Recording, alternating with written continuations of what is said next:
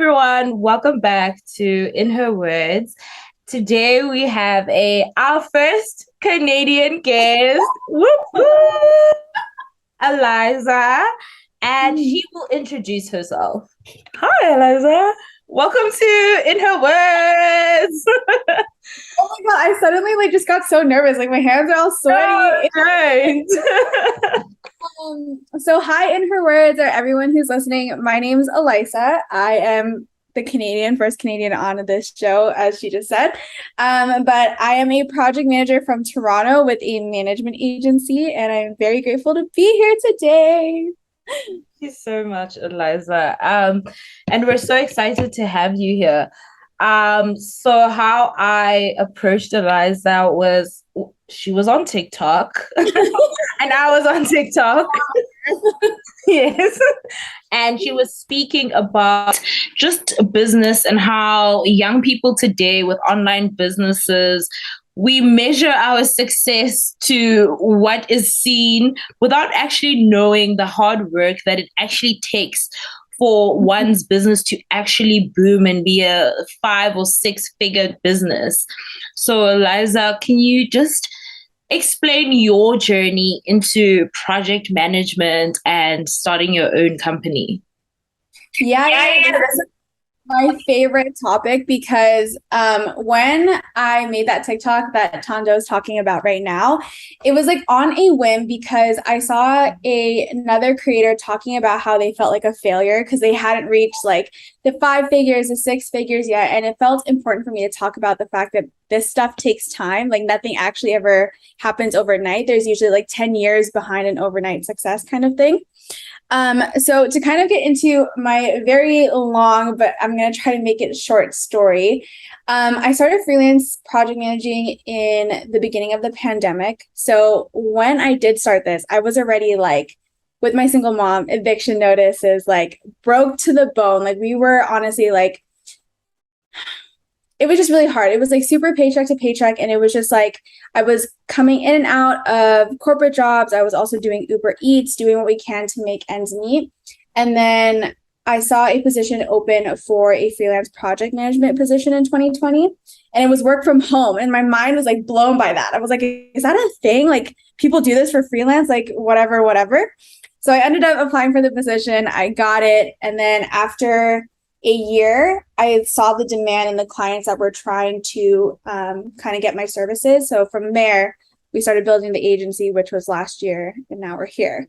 So when you summarize it like that, it sounds like it was quick. But before the project management freelancing, there was 2 failed businesses before that. So here we are now. And yes, I was about to ask you about your 2 failed businesses because you do mention them in your video. Go follow Alyssa on TikTok.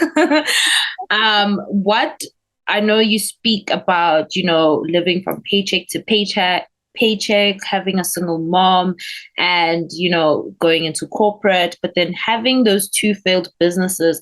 What prompted you to start this entrepreneurial journey? Because you back at it again after the 2 failed businesses?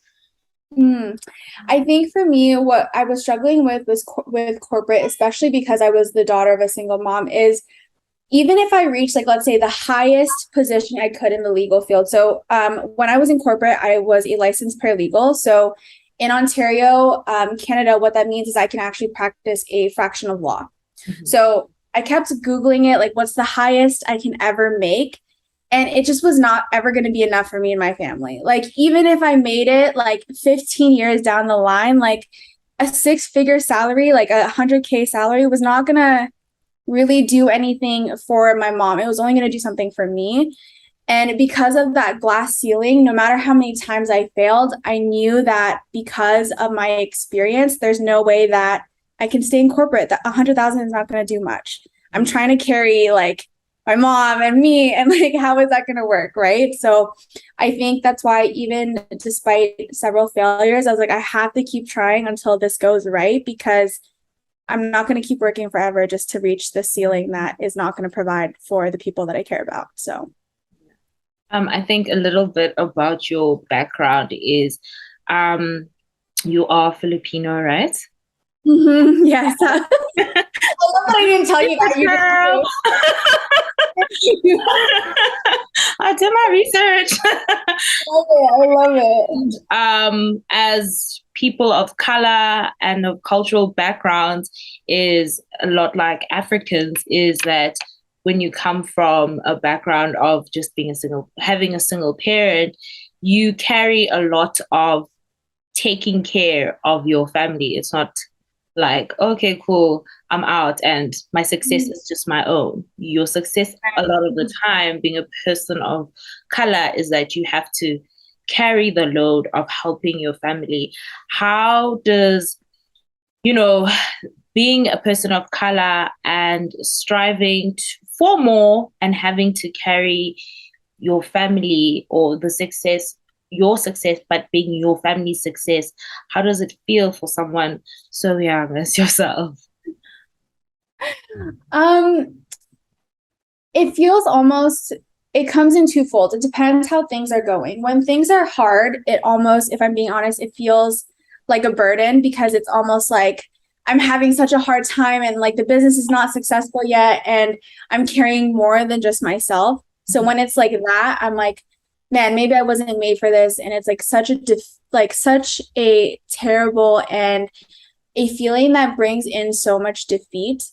But then on the other side of it, now that I'm on the other side of the fence, I'm like, holy shit, I wouldn't have it any other way. This is like the kind of thing where like it brings me to my knees to be able to say like, this is so worth every single night that I was crying, thinking that I can't do this, thinking that it's going to be so hard forever. And being on the other side of the fence, I realize now that it's a blessing that I was chosen to be this pivotal person in my bloodline, because I know for generations to come, it's going to be different now. Even if my daughter one day, like if I have kids one day and I have a daughter and she becomes a single mother, like there's so much overflow that they're going to be taken care of. And I think being blessed enough to be that person is like phenomenal. I wouldn't change it for the world. Okay, you speak about blessings. Is that faith I hear in your talk? Is that something that's carrying you or has carried you through your struggles and your hard times? Oh my gosh, you're such a good interviewer. I know why you were. No, I'm just listening and asking the questions. Such an amazing leader. Yes, that is faith that you hear, and it's definitely like the biggest, if not, no, I won't even lie. It's the sole reason why I even made it as far as I did. There's definitely been nights where I'm like, I can't do this. I'm so exhausted. I'm so defeated. And if it wasn't for God telling me like, I chose you, I don't think I would be here. So yes, it is. It's definitely faith talk. So much faith talk. Yeah, like look at God connecting women of faith. I love that for us. Are you a sister? Stop. I am a sister. I really am. Look at that. Just look at that. How surprising that is. Oh, seriously. I'm probably just like, oh, what's going on? We haven't met. This is our first meeting and it's an interview. So that's pretty awesome. God works in crazy ways, man. Like I'm telling you. Work in crazy ways. Super cool. From a random TikTok. And I commented on. So look at that, and now we're here. I'm so glad to hear that your faith has, carried you, and it is not easy being a person in this world, and having to do it by yourself is just it's not feasible for anyone. And I'm so glad to hear that you're a woman who's rooted in faith, and that is just allowing God to work in you, as hard as it may be sometimes, because it's really hard and it's really trying and testing. From myself as well, it's been just a long journey for me, and it's a lot of the times I'm just like, is this even worth it? Who's listening to this podcast? Like, who's listening to this podcast? Like, really? Should I even carry on? Or just seeing yourself as a business owner, as I have said, I saw myself as, being an accountant and just super focused on just, that, my own success and my own success in that realm. So Right. being someone who now reaches out to other people and then shares or invites other women to share their stories, because I feel like a lot of the times people think that you are all alone in this thing and no one understands you, but we Mm. have such similar stories of that could bring us all together, and I think that's quite important. And thank you for sharing and being open to share. And um the answer is yes, you need to continue this podcast. I don't care what you do with your life, but this needs to carry on for like forever. I don't know what you're talking about. Thank you for that. Um, Getting back into your business and your journey, you did speak about that a lot of the times people are selling courses and selling you something all the time. And why is it important for you to have that message of, or give that message out of people to not give up and continue their journeys? Mm. So it's interesting because I think I just posted a TikTok about this yesterday. Freaking TikTok. Like, I spend too much time on that app. Oh my gosh. Same. Um, so again, I think it comes back to the whole we're all in a rush. And I think that because of social media, we're convinced because we see so many younger influencers flexing and all these things that we're like, we need a rush. And because if we don't reach it by a certain age, we're not successful. And I think this space where you see everyone selling courses, like everyone's doing it because that's taught like the fastest way to do it is to do it this way. And I literally filmed a TikTok about this yesterday. I was like, I considered it too. I'm going to be honest. Like, heck yeah. Like being a project manager is hard, especially with the way that I had to do things. I was like managing like 6 different teams at one point, all the size of like 10. So imagine how overwhelming that is. And then you hear someone say like, if you sell courses, you can make the same amount and you're not going to be doing all that work. Of course, I'm going to be sold onto it. Yeah. So one, what I want to take away from this conversation is just understand that everyone's trying to achieve the same thing. So it's not to hate on anyone who's making courses. I think there are people who are definitely qualified who can teach, especially if the years, like if they can prove the years, I think that says something. But this all goes to say that when you are not in a rush and you understand that you have time, you make decisions that are best for you versus decisions that get you the fastest result. And when you make decisions that are best for you, you actually will bear fruit that you want to eat. Because I was talking about in my TikTok, if I built a business that was on selling courses and being the introvert that I am, I don't think that I would have been able to continue selling and selling and selling to the masses because that wouldn't have been fit for my personality, if that makes sense. So to answer the question, I really, really believe that one, you have time, no matter how old you are, you have time. Stop trying to get there quick because anything that comes too quick is a curse. And that means that if you are going to be doing courses because that's going to be the quick way to do it, it will also be a curse because is that what you really want? Right? So I don't know if that answered your question. I hope it did. No, it did. It really did. So can you please let us know what a project manager does? I know you spoke about leading teams. So what is your day-to-day like as a project manager? Yeah. So for my role is a little bit different because I'm a project manager and an agency owner. So how that looks for my day-to-day is I project manage my own team while they project manage the teams that we have on retainer. So what that looks like is companies hire us to basically fuel their business. So they have the team members, they have all the capable creative minds to like build stuff or build a campaign. And we come in there to make sure that we can get the team collaborating in a way so they can all focus on their own jobs. So we're essentially the people who come in and we become the middleman, essentially. We manage the team, we manage their bosses so that they kind of leave them alone, make sure they're doing their jobs, they're not being micromanaged. So our job is very different day to day because we're helping so many different businesses of different industries. But at the end of the day, it's working with people and getting to the finish line in a way that makes everyone happy. That's our goal, and that's what we do. Okay, thank you. Because a lot of the times, people just, I think the biggest thing right now, or the biggest internet buzz, is just a lot of project management. And I've seen it on, TikTok with remote work. And I don't think some people know at times what they're getting themselves into. So I think it's really important to Mhm. explain what that entails or what you Right. do. Or if someone is interested in that, they can hit you up, join your agency. The end of the day, I think the best way that I can summarize what a project manager does is we are designed to make working with each other easier.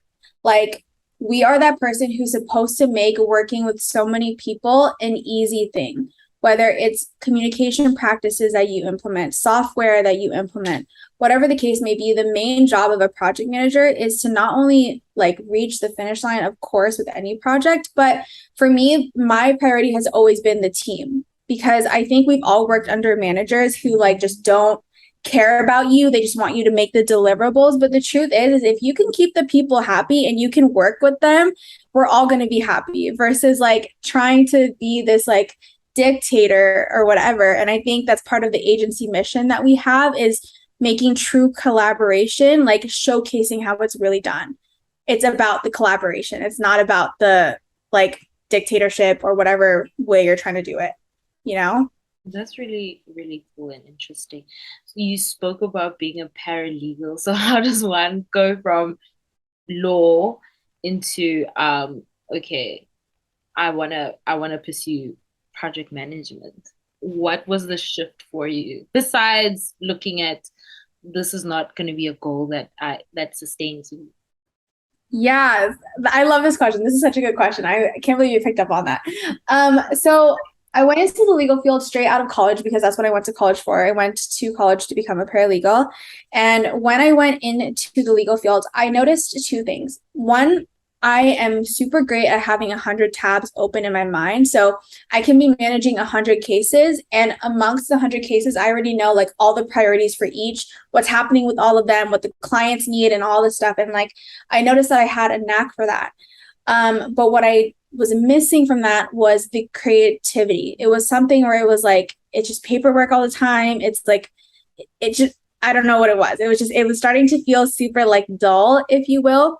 So that's when I had opened my first business, which was my clothing company, which I was super happy with because I was designing clothes, designing stuff, designing a website, designing the back end, the emails, and all those things. And I loved it so much because I was creating something of my own accord. And I even quit corporate the first time because I'm like, this is awesome. I'm going to make it work. I'm going to make it work. It didn't work. So I had to go back to the legal field and I did it again. And I was like, nah, the money's good. I'm going to make it work. And then again, the creativity wasn't there. I was like, I can't. This is not going to work. So then when I saw what project management was and how it's like basically being super organized, working with people, and you get to be adjacent to the creative field. So maybe I'm not doing the actual creating, but there's going to be creative components involved. That's when I was like, oh, okay, I think this might be what's made for me. And then that's how we ended up here.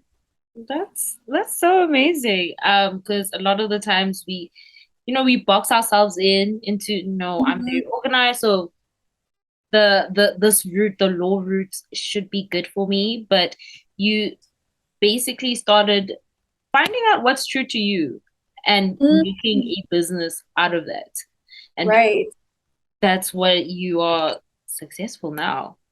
And that's why I feel like the faith thing was super important because I remember looking at the project manager description and it was like, I'm not qualified for this. And like, you start Googling project manager and they're like, oh, you need to get this certificate, you need to get this, you need to get that. And I was like, so I prayed to God. I was like, do you really want me to do this? Like, there's no reason for me to be taking this job. There's no reason. I have no qualifications. I'm not even going to pass the interviews, whatever. And then God was kind of like, wherever I call you to, I will qualify you. No one else needs to qualify you. I will do that. So I think that's why like the faith thing was such a big thing because if God didn't tell me to do it, I don't think I would have. Because I was getting in my own head, like you said, right? You start talking to people, you start talking to yourself, things start popping up. You know what I mean? That's true. God qualifies the called. He doesn't Yes. qualify Amen. it. Amen. That's so That one's so good. um So I have some notes. Don't worry, I do have my notes. I love how prepared. How long did it take you to get to making five figures? And because I know a lot of the times, you did touch on it, like, okay, cool. I did start in the pandemic and now, but people measure them, and we spoke about people measuring their success to other people, but how long has it taken you to make five figures in your business? Got it. So I think annually we're multi six figures now. Yeah. So just like a reference. So we're multi six figures now, and we're five figures monthly now, which is like, God is so good. I can't even believe I get to say that. So good. But so when I first started freelancing as a project manager, the biggest hype back then was reaching your first five-figure month. So your first 10K in a month.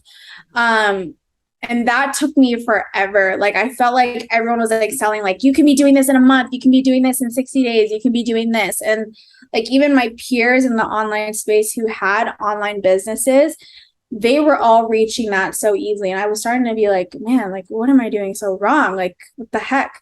So it was a year until I reached my first 10K month. But for me, it felt like five because I was so surrounded by people who were already doing it and getting there much faster than me for some reason. So it was 1 year before the first 10K month. And then I spoke on TikTok that don't get impressed by that because I was still spending $7,000 to $8,000 a month to make that $10,000 a month.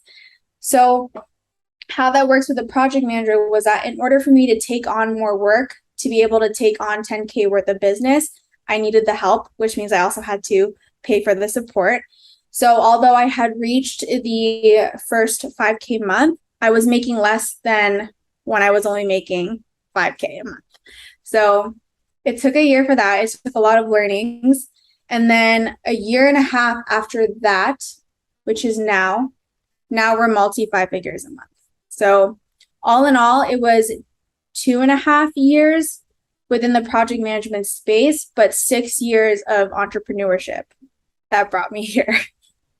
And it's not, that's the thing about entrepreneurship, that people don't understand, that it's a journey and it's gonna take you 5, 3, 4 years. And I mean, some people are lucky, they get it in like a year and good for them.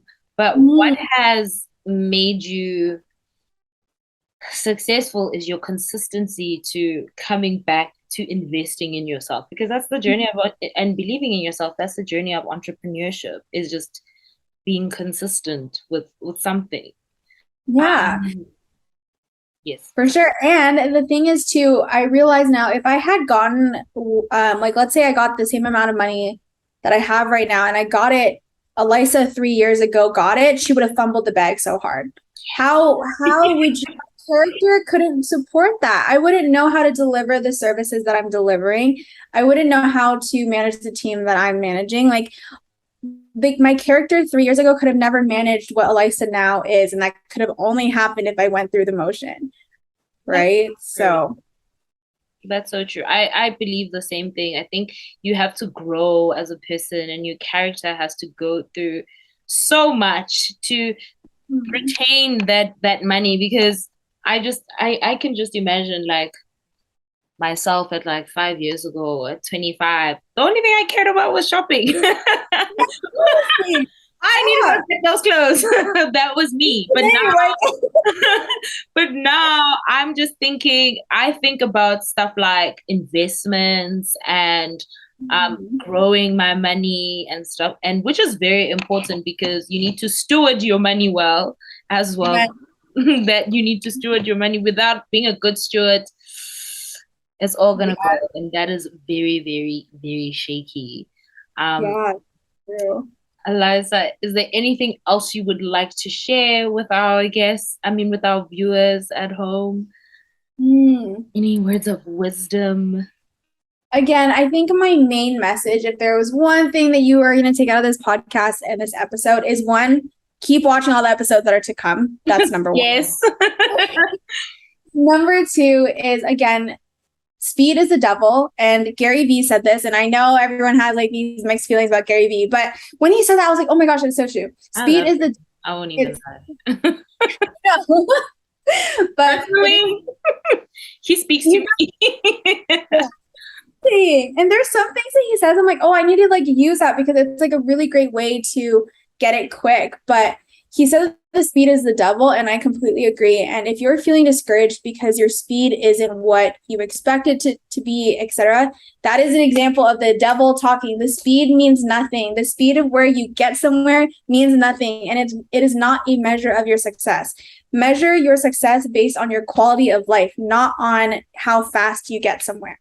So as long as you are happy along your journey, as long as you are making progress along your journey, measure it against that, but don't measure it against speed. That's all that I can say. And I really hope like anyone who is listening to this, I pray over you, and I pray that you get over this speed thing and that you take your time. Thank you so much for that. I think we all need to remember that there's a tortoise and a hare. There are so many stories that we've heard growing up about slow and steady wins the race. But because we're in such a quick digital age, we expect things to just be working at an accelerated rate, which is sad because the journey is what's important. And, because of your journey and where you came from, you happen to bump into someone who's in South Africa, which is crazy. I can't thank you enough. And I don't know if I said this in the beginning of when you started recording. This is my first ever podcast interview. So, Tondo, I'm going to just say thank you again. Like, I feel just so blessed to have met you, and for my first ever interview to have been with you, and just the chance to even like think that I'm interesting enough to do one of these. I'm super grateful. Oh, you really are. And I was like so inspired. I saw your video and I was like, oh my gosh, she's so great. And it came at a time where I was really uninspired that week. I was I was very down that week myself, and I was very uninspired, and I was questioning a lot about the podcast, about the organization, about my own standing. And when I saw your video come up, I was just like, wow, she's so great. I just need to get her on the podcast. And I just did not hesitate. And for me, that was also God intervening with, because you are a woman of faith, and God will always connect you and bring you back and realize why you're doing something, and bring you back to someone who shares your faith, and we're sisters in Christ. So it's even better to even know. So I think I'm so grateful that you accepted, and we just clicked and connected and spoke, and then a week later we're here recording the episode. The thing is like we went into this for an interview, and I feel like we actually left as like we actually found like a sister. And as you know, and I was going to tell you this after you stop recording, but I'll tell you now. Yeah. Like, line is always open for you. I know your line is open for me, and just knowing how sweet you are. But like, honestly, anything that we can do to keep this podcast up, whatever your dreams are, like I want, and I can't wait also to binge listen to the rest of the podcast episodes. But I would just love to support you in every way that I can. Because honestly, I thought it was incredible that you even reached out to me, and that the fact that you're a woman of faith, I'm like in awe of what God does. Oh my gosh. Oh, I found another sister in Christ. I'm so happy, and thank you for that, and thank you for your words of encouragement. I really, really appreciate them. It's been such a difficult month for me, so I'm not gonna cry on a podcast. Woo, girl! And I'm just very appreciative in this exchange. And yes, my line is open to you as well, and I'm so happy that God intervened and put us together like this. Yeah, seriously. And even if it's not about the viewers, I just want you to know that you already like blessed my life as it is, because I think I also was like, God's telling me to share my testimony and to get used to it, but will anyone ever listen? And the fact that you reached out to me and was like, I'm listening, I want to hear, I want to like have you as a guest, like I want you to know like this was like a seed that you had given me, and like it was just something that I really needed to hear in the last month too. So you blessed me alone. So if that isn't a sign, I don't know what else you need from God. You bless me. So look at that. Just God doing his thing without us being in the way. through the I'm proud of us for sure. And please continue sharing. I think your videos are so important and your story is so important and so valid. And you don't know who you're reaching. Like I said, you reached me. So please continue sharing. And yeah, that's all I can say. Thanks so much. Thanks again for having me. It was so great. It was so, so great. I hope you have me again. I will definitely have you again. Definitely. We're doing this again. We can talk about faith. Our faith as women of faith. Yeah, seriously, I would love that. That would mean everything. Because I don't think I have an episode where I actually discuss about my faith. So I think that's a great opportunity of being young women of faith and talking about that. Oh, you know what? Maybe next time I'll interview you. Oh, wow. Yes. Yes. You're such a good interviewer. Let me tell you, Alyssa started with, okay, Tando, please tell me about yourself. And she was interviewing me. And I was like, okay, well. I think that's what I want to do next. Okay, I'm gonna email you, but I think maybe in a couple months from now, definitely let me interview because I feel like the listeners want to hear about you too. That's true. That's true. Okay. Well, we're doing that. In a few months, we're doing that. But we're keeping in contact. Thank you, Alyssa, for this. I appreciate you so much. Have a good day. I know it's late over there, but thank you a million times. Enjoy the rest of your day. My day is almost over. So See you. Bye.